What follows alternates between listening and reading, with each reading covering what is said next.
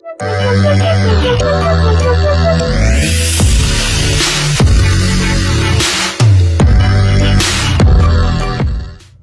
morning, Abundant Life family.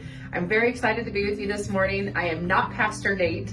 Pastor Nate is on vacation right now. It is his birthday week, and he is with his wonderful wife having a good time on vacation. So he has asked me to step in and do this. So I'm very excited to have this opportunity to bring you an encouraging word today. Let's see if I can measure up to Pastor Nate. Probably not, but we'll try.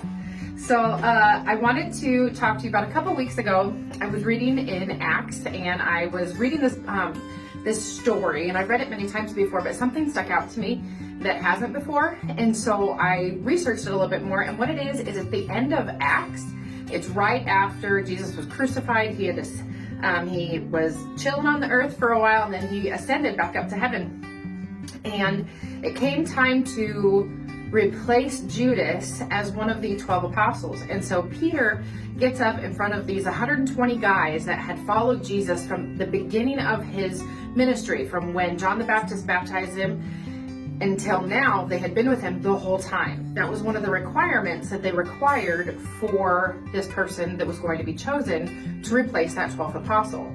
So we're going to jump in now into Acts 1:21, and it says, "So then we must choose his replacement from among those who have been with us from the very beginning, from John's baptism until Jesus, his ascension.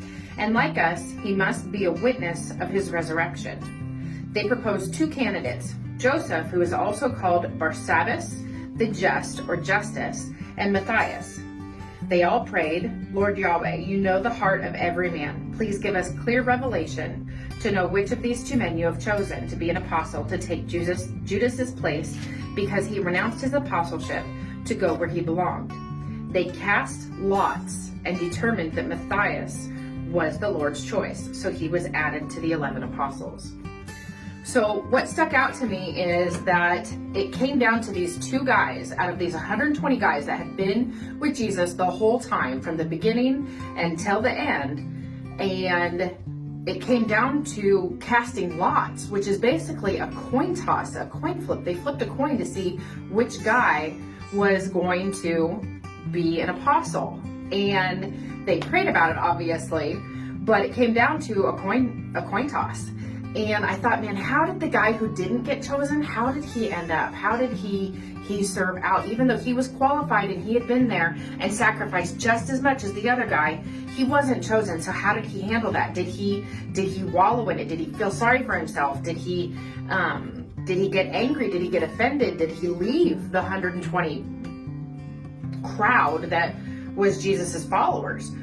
So I did some research on him, and the reason why they named him Joseph the Just or Justus is because he was a man of notable integrity.